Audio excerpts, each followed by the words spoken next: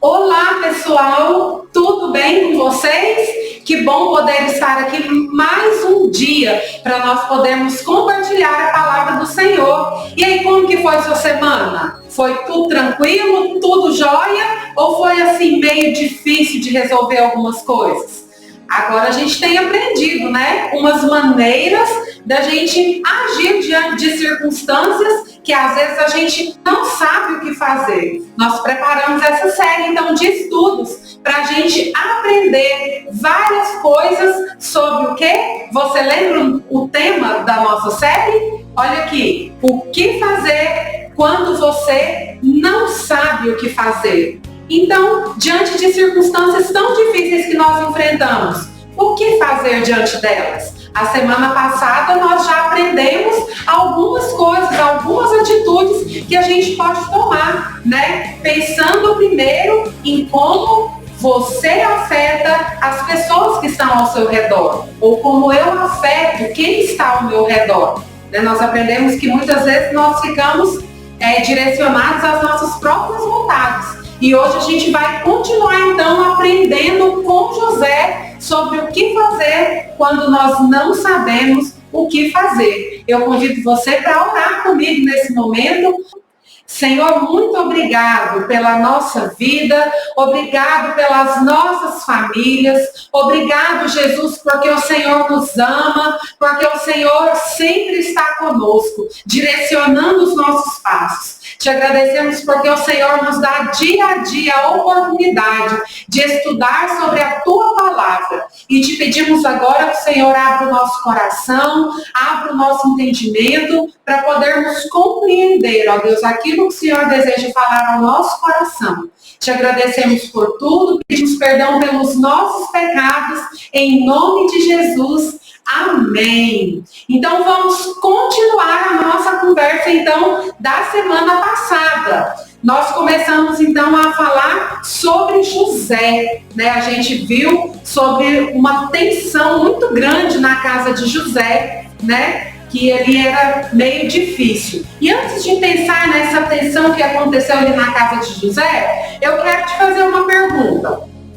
Como que você escreve as suas mensagens de texto? Quando você vai comunicar com um amigo aí no seu celular, pelo WhatsApp ou pelo Instagram. Você usa muitos emojis? Eu quero confessar que eu utilizo muito emojis, figurinhas, aqueles GIFs, né, que faz a gente rir. E aí o que eu mais utilizo é esse daqui. Vou colocar para vocês.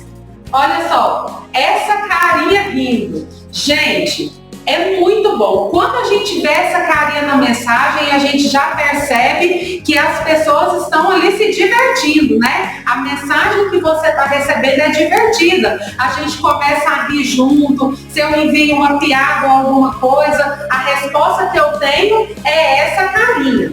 Agora, olha só essa outra que eu vou mostrar para vocês.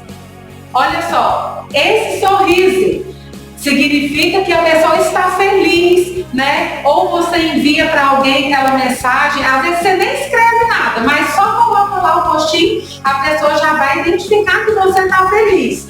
E aí tem essa daqui também, essa carinha chorando, né? Quando a gente vê essa carinha, então a gente já sabe que tem alguém triste, né? Alguém chorando por algum motivo. E assim, a gente vai, né, escolhendo vários emojis ou figurinhas, porque elas têm esse potencial de falar alguma coisa que às vezes a gente não consegue expressar, não consegue falar em palavras, então a gente corre lá e coloca o emoji. E esse daqui, olha só. E essa carinha verde, o que você acha dela? Ai, que nojo, né? Às vezes eu sou mãe, né? Às vezes estou trocando ali uma fralda ou limpando a criança que fez cocô. Nossa Deus, e se eu estou conversando com meu amigo, logo eu envio essa carinha, né? Ai, que nojo. Mas agora eu gostaria de pensar com você sobre essas carinhas agora. Olha só, essas carinhas, elas indicam espanto, né? Ah, meu Deus, que surpresa, eu não estava esperando por isso. E é bem sobre isso que José passou na história de hoje. Vamos lá para a Bíblia? A gente viu então já que José passou, né? A casa de José passou por momentos de muita tensão, né? Ali quando os irmãos começaram a perceber que José era o preferido do pai, e isso ainda ficou mais grave quando Jacó fez aquela túnica para José, né? E não fez para os outros filhos. Aqueles irmãos ficaram bravos, ficaram nervosos e eles começaram a ficar, né, irritados com José e começaram então a não querer mais conviver com José. E acontece que um dia, a Bíblia conta, lá no livro de Gênesis, no capítulo 37, vem continuando a história de José. Certo dia os irmãos de José foram cuidar do rebanho de Jacó, né, num lugar distante, e então Jacó quis saber notícias dos seus filhos que estavam no campo, né, cuidando do seu rebanho. E quem que ele envia? José. Então José pega a sua túnica, coloca, né, e vai. E os irmãos de José já estavam assim, né, revoltados, porque José era o preferido do pai e eles estavam ali. E aí olha só o que a Bíblia conta sobre essa história de José. Enquanto eles estavam lá apacentando, José então foi chegando e olha só o que diz o versículo 18 do capítulo 37 do livro de Gênesis. De longe o viram e antes que chegasse, conspiraram contra ele para o matar. Olha só, essa história está evoluindo muito rápido, não é verdade? De simplesmente eles terem raiva de José porque ele era o preferido do pai, porque ele tinha recebido uma túnica do pai, porque ele havia tido sonhos, onde os sonhos diziam, né, que eles iriam se prostrar diante de José, que José iria governar sobre eles. Agora, eles, além de sentir raiva, eles começam a bolar um plano. Quando eles viram José, eles conspiram em matá-lo. Olha que situação difícil. E aí, de longe eles viram. E o versículo 19 continua. E diziam um ao outro: vem lá o tal sonhador. Vinde, pois, agora, matemo-lo e lancemo-lo numa dessas cisternas e diremos: um animal selvagem o comeu, e vejamos em que lhe darão sonhos. Olha só o que os irmãos planejaram contra José. E aí um dos irmãos de José, ele temeu fazer aquilo, ele temeu pela vida de José e ele convenceu então os seus irmãos de não fazerem isso. Então olha só, o irmão Rúben, olha só o que ele disse. Também, mas Rúben, ouvindo isso, livrou das mãos deles e disse: não lhes tiremos a vida. Também lhes disse: Rúben, não derrameis sangue, lançai-o nessa cisterna que está no deserto e não ponhais mão sobre ele. Isso disse para o livrar deles, a fim de o restituir ao seu pai. Ainda bem que os irmãos de José ouviram Rúben, né? Não vamos matar, vamos jogar ele aqui nessa cisterna e depois a gente vê o que a gente faz com ele. E os irmãos de José, então, ouvem Rúben e jogam José lá dentro dessa cisterna. E aí eles arrancaram então a capa de José e falaram: não, então nós vamos matar um animal, molhar essa capa no sangue desse animal e vamos mandar para o nosso pai, né? Arquitetando aí todo um plano. Olha só, talvez José nesse momento, né, poderia estar se perguntando: e agora, né? O que eu vou fazer? Os meus irmãos me odeiam, os meus irmãos quiseram me matar e agora me jogaram aqui dentro dessa cisterna. Talvez José naquele momento poderia estar se perguntando: e agora? O que eu vou fazer? Ele não sabia o que fazer, ele não tinha muito o que fazer, porque o que ele ia fazer dentro de uma cisterna? Ele não conseguia sair de lá, ele dependia de que alguém tirasse. E talvez essa dúvida estivesse no coração de José: o que fazer agora, nesse momento? Talvez você também esteja passando por circunstâncias difíceis na sua vida, na sua casa, na sua família, onde você esteja se fazendo essa pergunta: e agora? Como que eu vou fazer? Como que eu vou agir? Eu não sei para onde caminhar.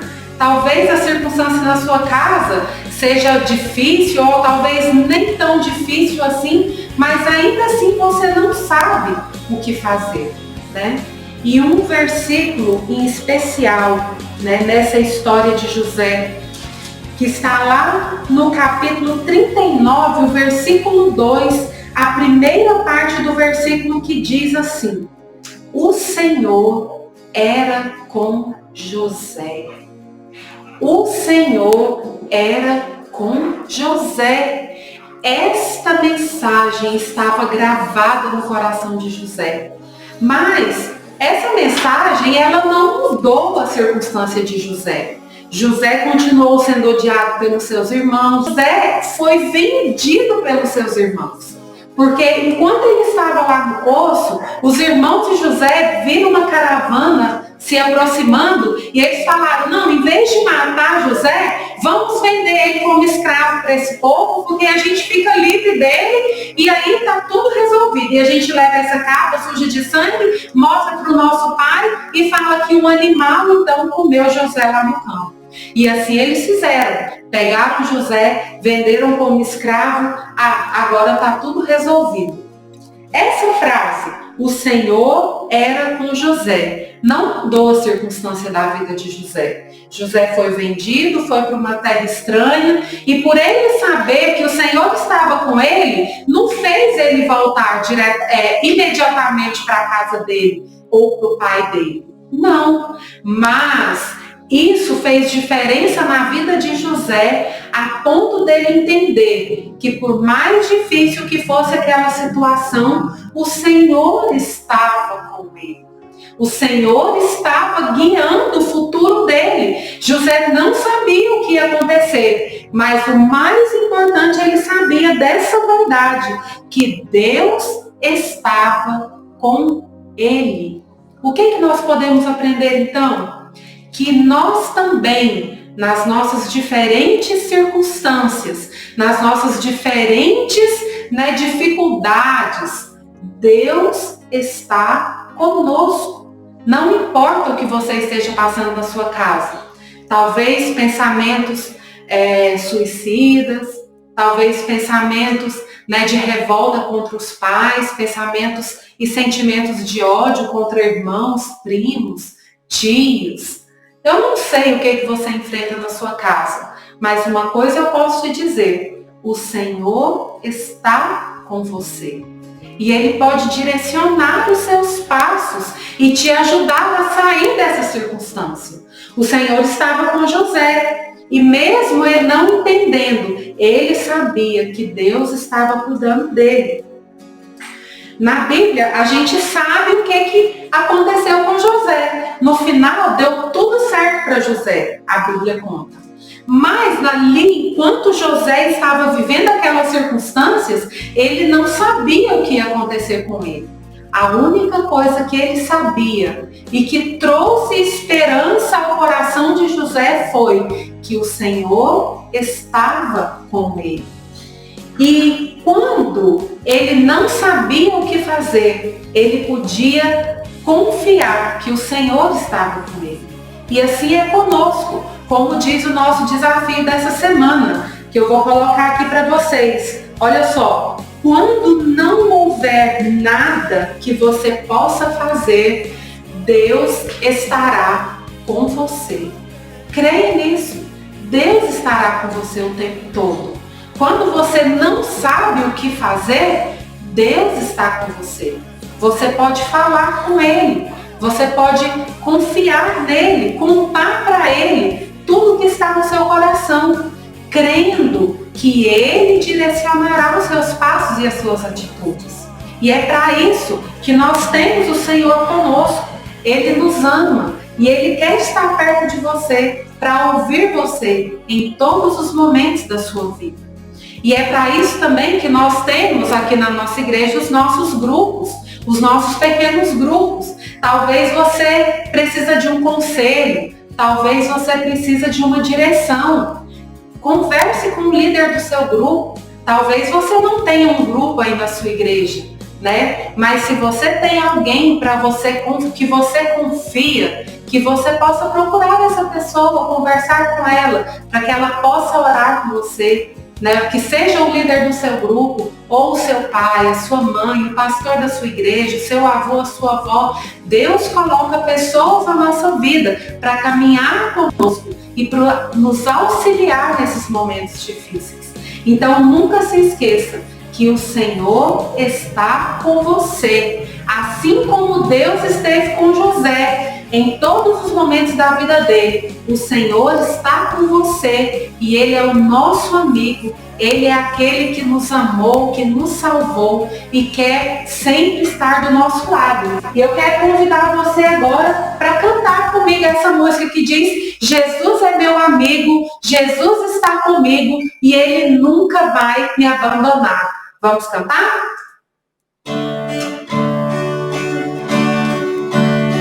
Jesus é meu amigo, Jesus está comigo e nunca vai me abandonar.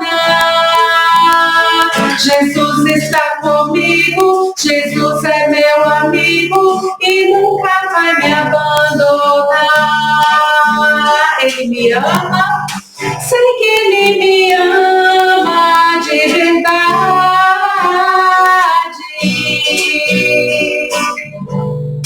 Sei que Ele me ama de verdade. Seu nome é Jesus, caminho, verdade e luz. Vou mais uma vez, Jesus é meu amigo.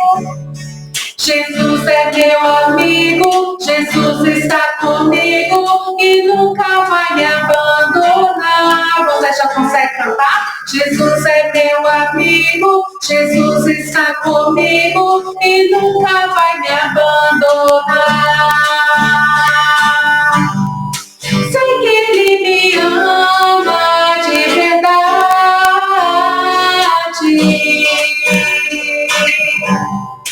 Sei que Ele me ama de verdade. Seu nome é Jesus, caminho, verdade e luz. Seu nome é Jesus, caminho, verdade e luz. Vamos orar? Senhor, obrigado, porque o Senhor nos ama e o Senhor está sempre conosco. Sabemos que o Senhor é o caminho, a verdade e a vida, o único que pode nos levar até Deus, o nosso Pai. Por isso, ó Deus, nesta hora, nós queremos pedir ao Senhor que dê a certeza no nosso coração que o Senhor está conosco. Assim como o Senhor esteve com José, o Senhor está com cada um de nós. E nós te agradecemos por isso, ó Deus. E te pedimos que essa verdade possa permanecer viva eternamente no nosso coração. De que quando nós não sabemos o que fazer, quando nós não podemos fazer nada diante das circunstâncias que estão ao nosso redor, nós podemos saber que o Senhor está conosco. E nós te agradecemos por isso e te pedimos perdão pelos nossos pecados, em nome de Jesus. Amém. Então, quando você não souber o que fazer, saiba que o Senhor está com você. Tchau, tchau e até a nossa próxima semana.